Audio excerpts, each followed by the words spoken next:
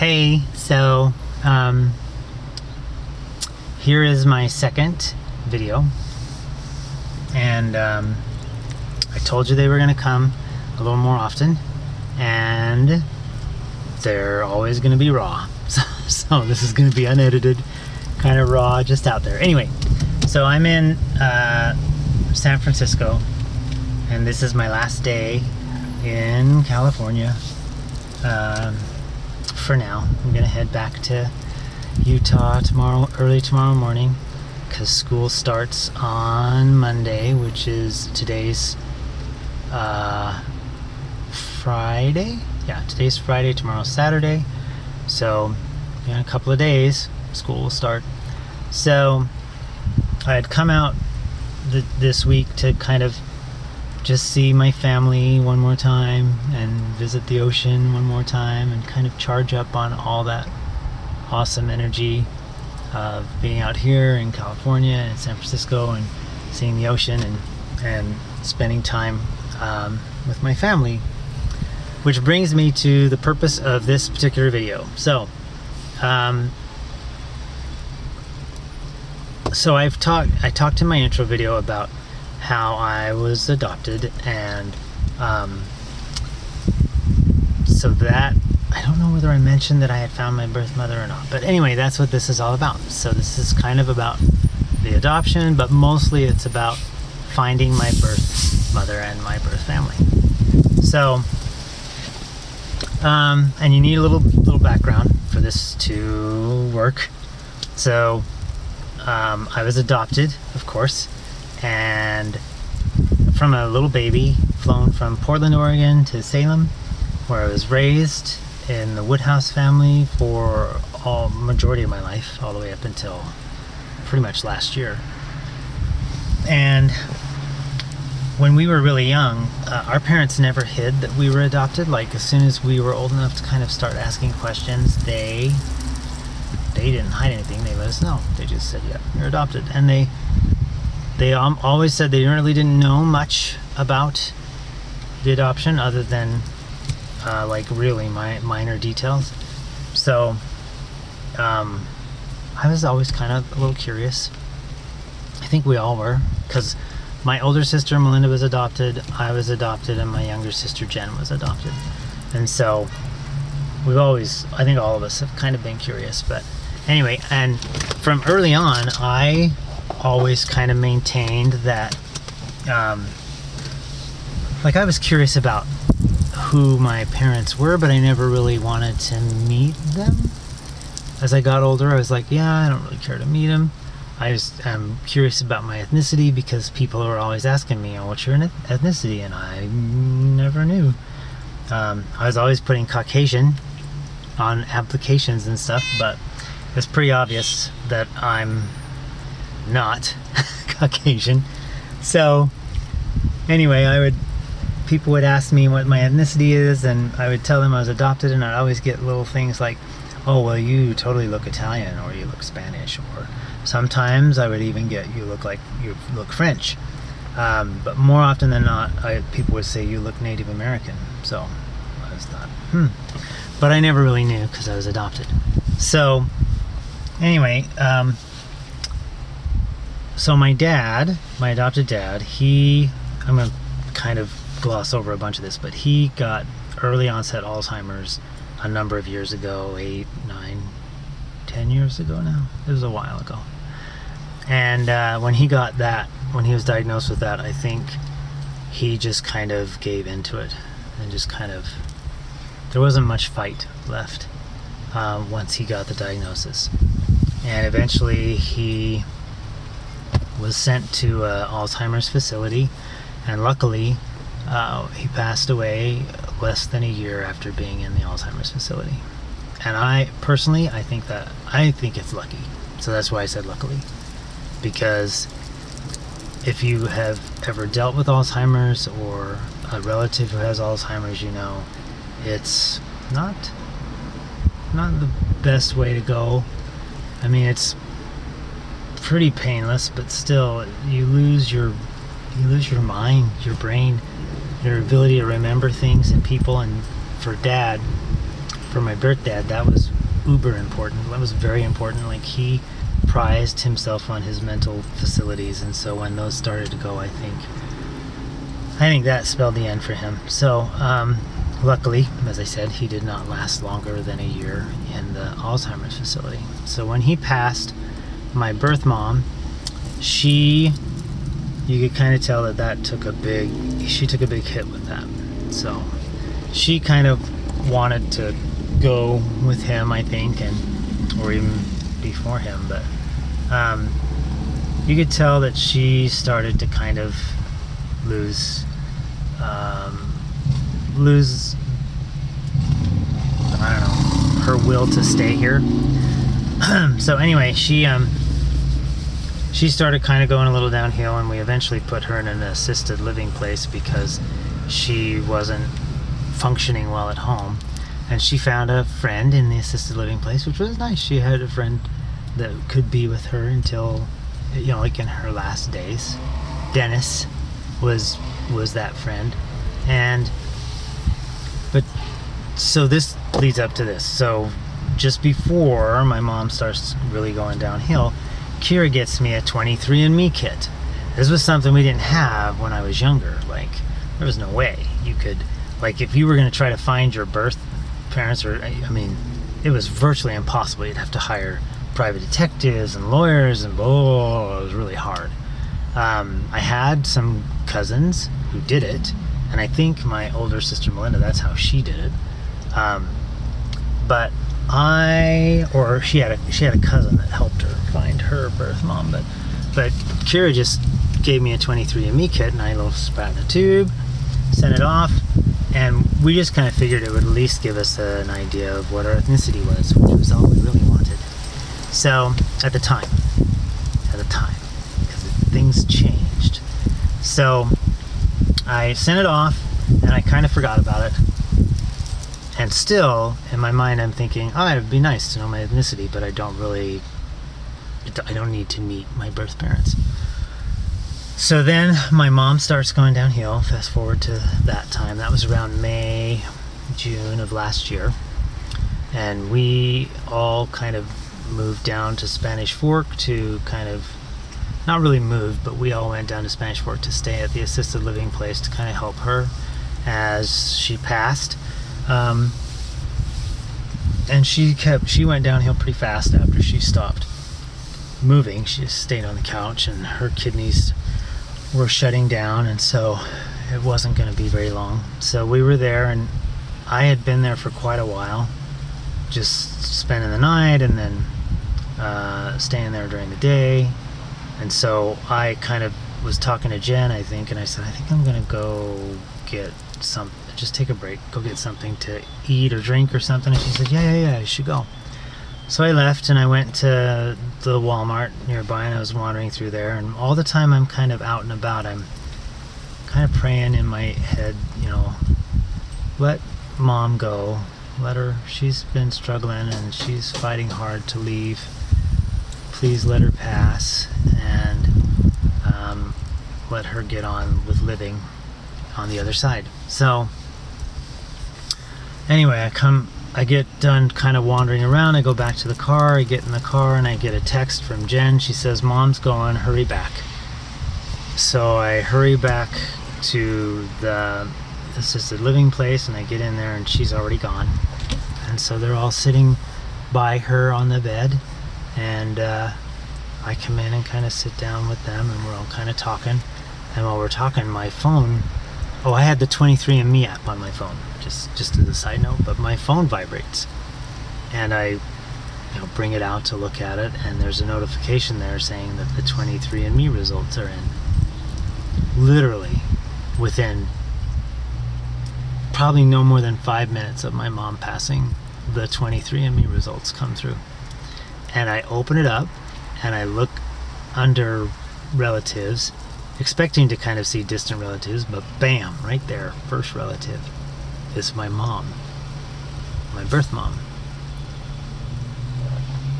So, and I think I've said before, and if I haven't, I should say now, I'm a believer. I believe in the soul that goes on, and I believe in a life after this. I'm not 100% sure exactly what that's going to be, and I don't think anybody else is, but I really kind of feel like this was a way of my adopted mom kind of making a passage, like saying, here's another mom, and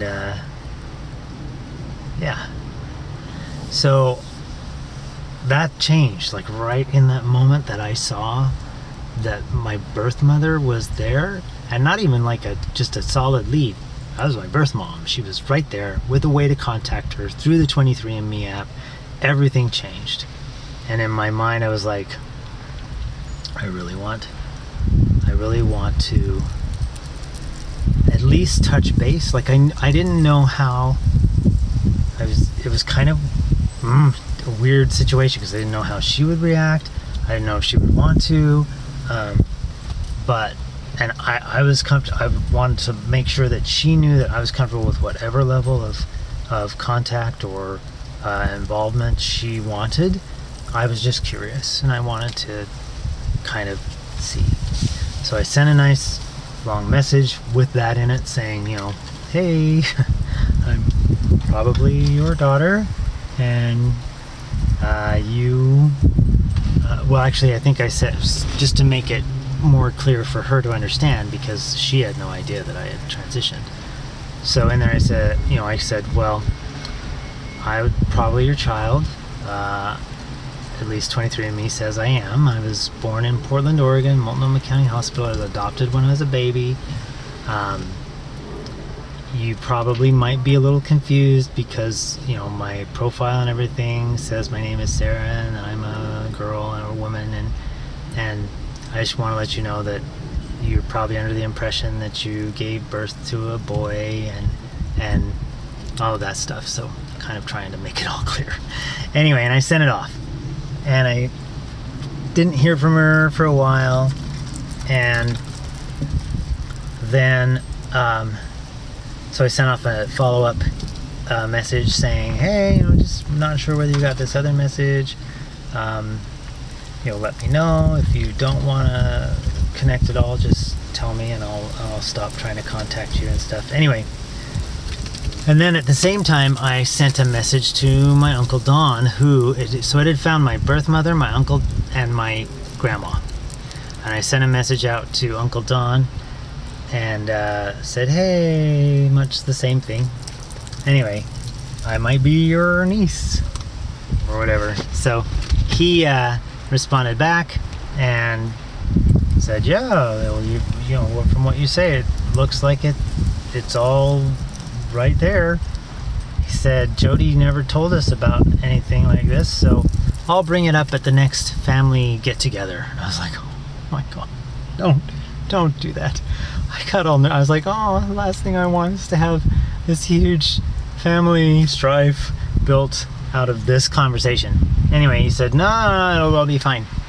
So he sent so he must have talked to her, because shortly thereafter he sends me a message, said, I talked to Jody, she should be reaching out to you soon. I can tell you a little bit about your family history on her side, and she can tell you whatever she remembers on your dad's side. She doesn't remember much. He sent me a PATH file. For those of you who don't know what that is, that's a personal ancestry file, and I still have it. Don't know what exactly to do with it. I'm not that great at it. My ex could have done it really quickly, fast. She would have loved to do that. But I have a friend, a couple of them, that like to do that stuff, so I will probably get them to sit down as soon as I have some time, and we'll go over it. Anyway, and then that was kind of that. And the next thing I know, I got a message from Jody, and she kind of went into stuff. She said, I don't really remember that much about your dad. I just know that it was a rough time in my life, and I was working on a migrant farm in California, and we met, and he and his whole family were from Tijuana, and he moved back to Tijuana with his family, and I knew that I wouldn't be able. I can't remember exactly the email, and I don't want to misquote anything. But anyway, she said that she put me up for adoption in Portland, Oregon, and then I was adopted. So there it was. And so we started talking via messages, and pretty soon after that, we exchanged emails. And really soon after emails, we exchanged phone numbers. Like, I didn't even think we sent a phone number to each other in the first email to each other. That's funny.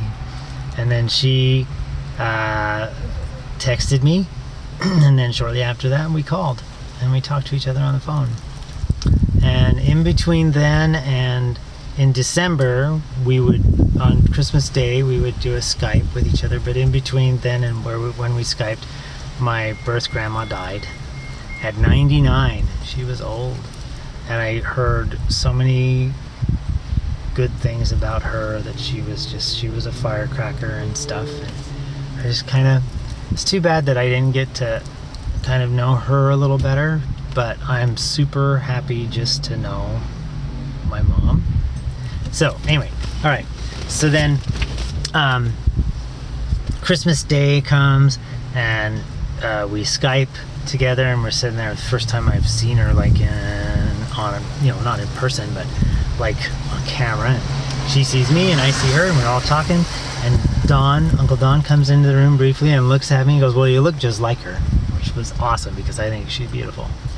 So we're sitting there talking, and it just was really cool.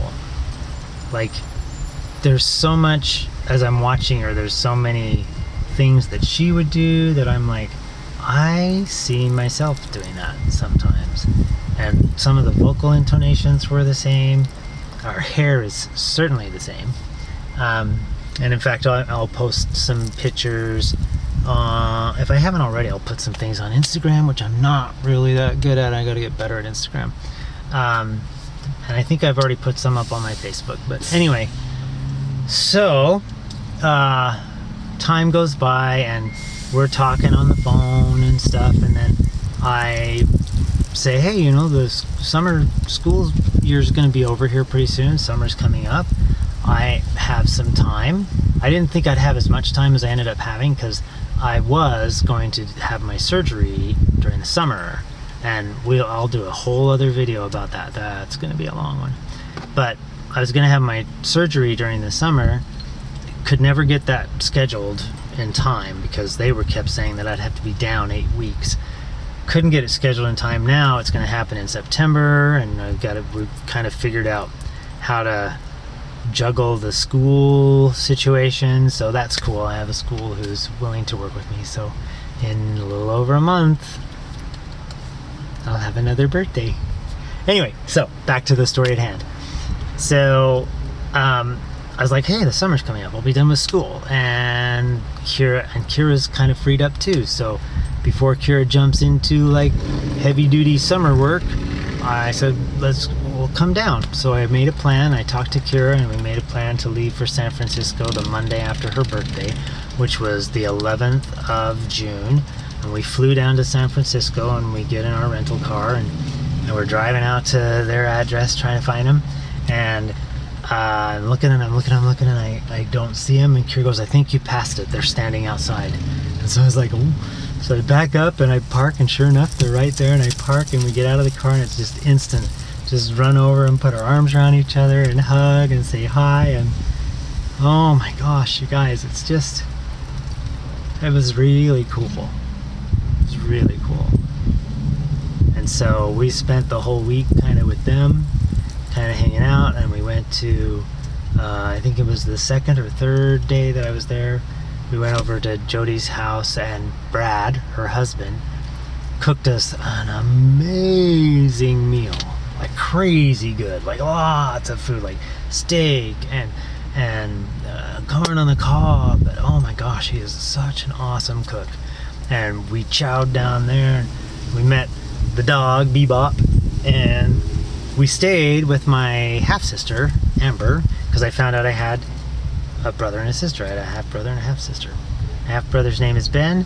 half brother sister is Amber, or half sister, brother sister. Did I say brother sister? Anyway, is Amber. So we stayed at Amber's house because they had a little bed and breakfast in the back, and we stayed with Amber and Jeff and their daughter Jasper, which was really cool. And then we just kind of hung out and went all over San Francisco and went to Chinatown and Fisherman's Wharf and Haight-Ashbury, which is awesome, and had a really good time. And the last night we were there that week, Amber had a big dinner at her house and invited her mom and Ben and some of her friends, and Jeff was there, and Jasper were all sitting around the table eating, or getting ready to eat, and she wanted to say a few words, so we all joined hands around the table, and she said these wonderful things, started kind of crying, saying, you know, I'm really happy that this brought us all together, and all of our families here, and that means so much to her, and it means so much to me, and it was really, really, really cool. So that was awesome. Sorry. So then we got up the next day, and Jody took us to the airport after we dropped off our rental car, and we said our goodbyes at the airport, which was hard too. And so then we get home, and you know, the summer is going, and I'm getting really busy, and then pretty soon the summer's just kind of flown by, and we're at the end of the summer, and I'm like, I gotta get back there. I gotta get back there one more time just before the school year starts. So I called Amber, and we had been talking, and I said, you know, I could probably come out now that I'm not having my surgery right away. I could probably come out like this week. I have this, you know, I have a little time I want to spend here with Kira for my birthday, and then right after Kira goes home I can come out, and then I'll come back and start up school. So I made a plan to come out to San Francisco, and here I am. And I've been here a week and staying again at Amber's house, and I stayed in the Airbnb first few nights, and then last night I slept in Jasper's room, which was fun. I told them, I said, I don't need to, I can sleep on the couch. And they were like, no, Jasper wants to stay in our bed. So Jasper slept with them, and I slept in Jasper's room, and it was fun. And then this morning, earlier on this week, we had yet another amazing dinner at Brad's house. We all went over there, and Jody had cooked up a bunch of stuff, which was, she had like some of this yummy chicken, and carrots, and oh my gosh, there was just so much. And then Brad had pre-made some, I cannot remember what they were called, but they're almost like an enchilada, but they use like I think there's like a leaf of some kind. I'm gonna totally massacre what it is, so I'm not gonna try. Brad knows, and it was awesome. So he made awesome food again. They ate all of it. It was so stuffed. We even had like ice cream afterwards. I had mine with a brownie, which was awesome, like gluten-free brownie. Anyway, another fun night. And then this morning, Amber and Jeff left, and Jasper all left for Apple Fair, I think, up north of here. And Jody's out of town. She left yesterday. She called, and I was going to try to call her today, and I'll probably call as soon as I finish this video, see if she's in cell range. But so everybody's out of town, and this is my last night in San Francisco. I'm staying at Amber and Jeff's house. I'm just going to lock up when I leave and drive home starting tomorrow. And that is the story of how I met my birth family. And yeah, I love San Francisco. I love California. I feel really drawn here, which is really tough because I love my job at East Hollywood. I love the kids. I love the people I work with. I wish I could just pick everything up about East Hollywood and just drop it right here in California. And then of course I wish I could pick up Kira and all of the people that she loves and feels like she needs to have around her and drop them all here in California. I feel so drawn to here. And this time I've been here, I've been like drawn to like 2 places. Like I haven't even gone into the heart of San. I haven't even gone to Fisherman's Wharf, and usually that's the first place I go. Haven't gone there. Haven't gone to Chinatown. The only 2 places I've gone is Pacifica, which is awesome. I'm just south of Pacifica now. Murano, one of those places. Anyway, and The Haight. Those are the 2 places that I go to every day that I'm here. I'll probably go to The Haight as soon as I leave here because I want to go back there and kind of wander through and just kind of look at stuff. But anyway, so I'm going to leave a bit of my heart in San Francisco.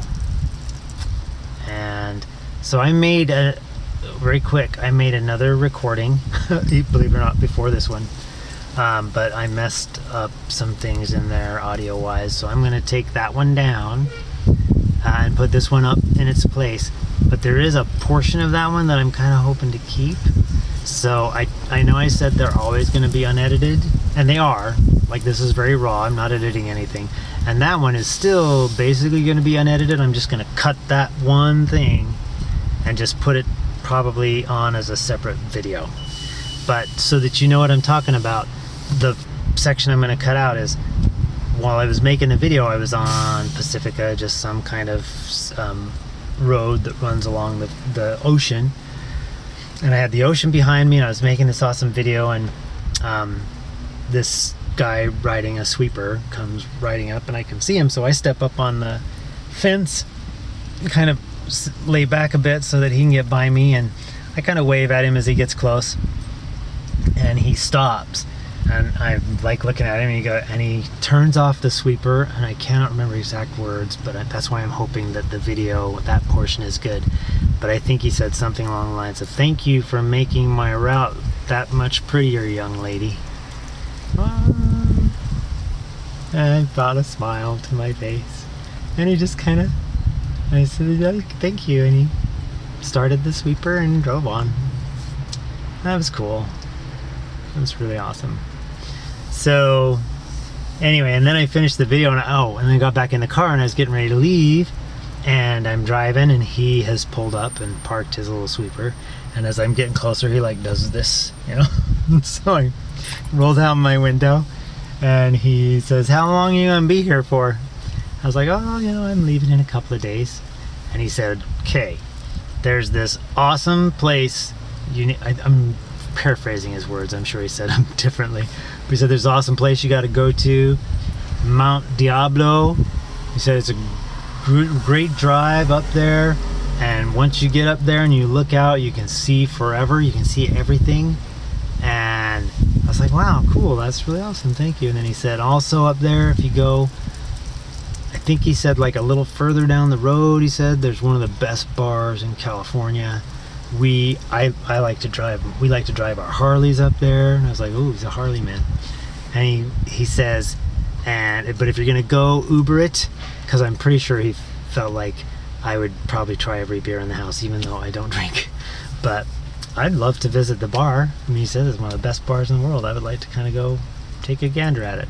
And then he also said, oh, and they do a little aromatherapy, if you know what I mean.